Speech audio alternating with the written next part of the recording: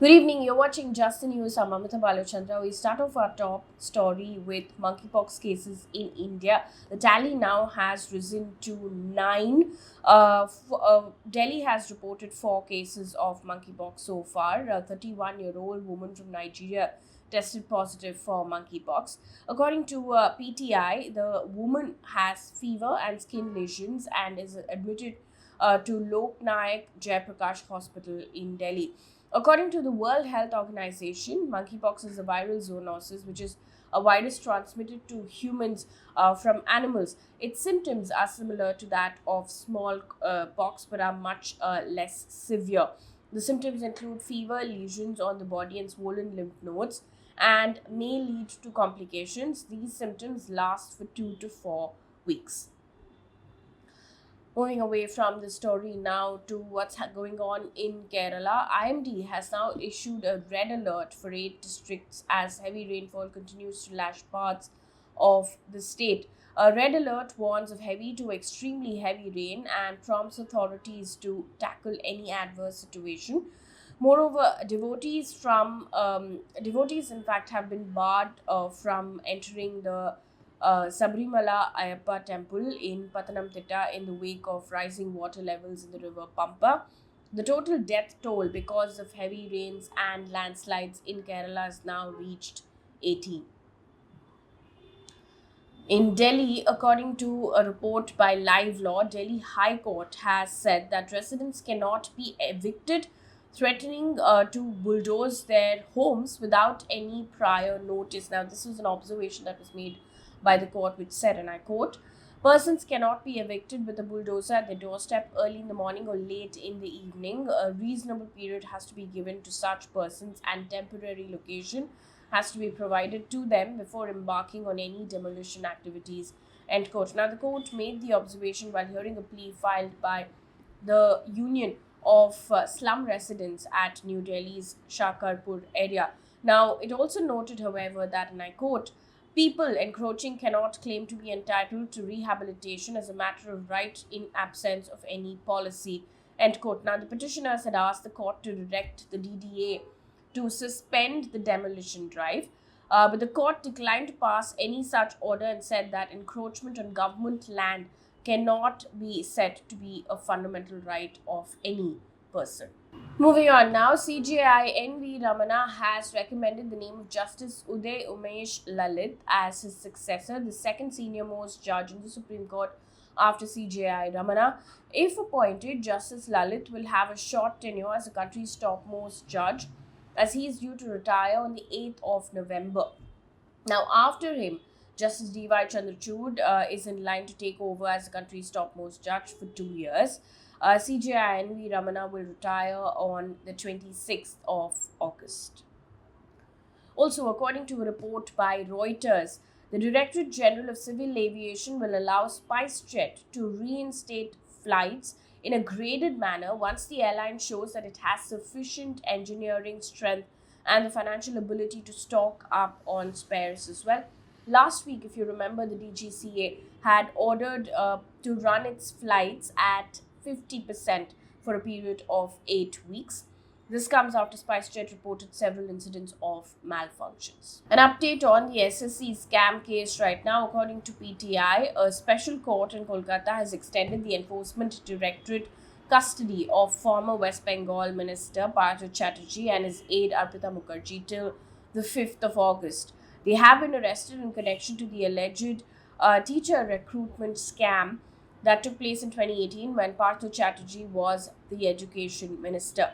Now, Mr. Chatterjee and Ms. Mukherjee were arrested on the 23rd of July. Also, a special Mumbai court has extended Shiv Sena MP Sanjay Raut's ED custody till the 8th of August in connection with a money laundering case. Now, according to India Today, the Enforcement Directorate also summoned his wife, Varsha Raut, as well. The agency is investigating a case referred to as the Patra Chawl scam, which involves alleged fraud worth 1,034 crore rupees. Now, the Enforcement Directorate has accused Raut, his wife, and construction company HTIL promoter Rakesh Wadhwan of fraudulently raising money for the project to siphon off the amount with no intent to complete the tenement. Mr. Sanjay Raut has denied these allegations. Also in the news, the Allahabad High Court rejected the bail plea of journalist Siddique Kappan, who has been booked under the Unlawful Activities Prevention Act.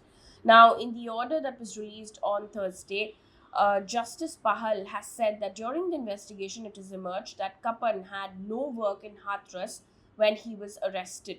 Now, the High Court said that the arguments made by Kappan's counsel that he wanted to visit Hathras because he is a journalist stands, and I quote, nullified by the governments in the charge sheet and the persons he was arrested with, end quote. Now, he was arrested in October 2020 while he was traveling with 3 other men in a car to Hathras, where a Dalit woman was gang raped and killed by 4 upper caste Thakur men on the 14th of September 2020. Now, in April 2021, the Uttar Pradesh Special Task Force had claimed in a 5,000-page charge sheet that Kappan did not write like a responsible journalist and reported on events to incite Muslims. An update on what's going on in the Parliament. Minister of State for Communications has informed the Parliament that the government has no centralized data on internet shutdown since the matter pertains to law and order that falls in the domain of states.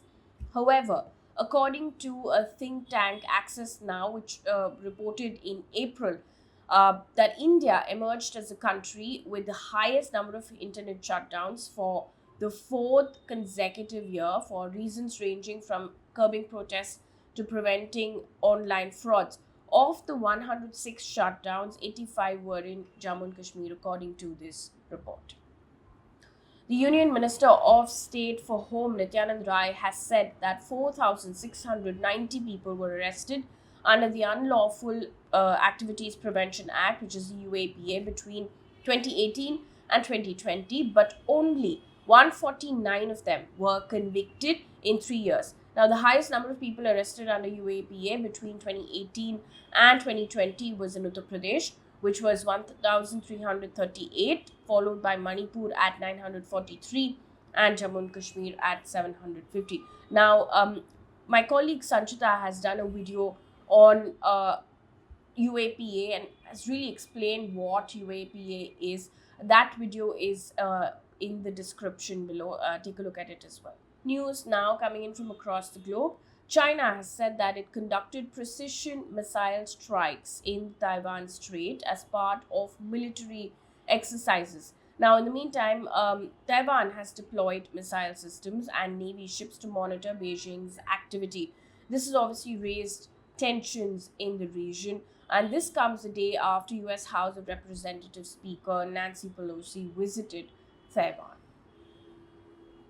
Our good news for the day, we're going to give you updates on the Commonwealth Games 2022, starting off with Tulika Maan, who has bagged a silver medal in 78 kg judo at Commonwealth Games 2022. The 23-year-old lost to her Scotland counterpart.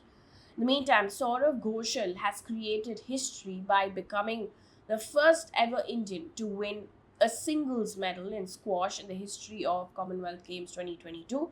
The 35-year-old defeated England's James Willstrop to finish third in the men's singles event at this game. He bagged bronze medal.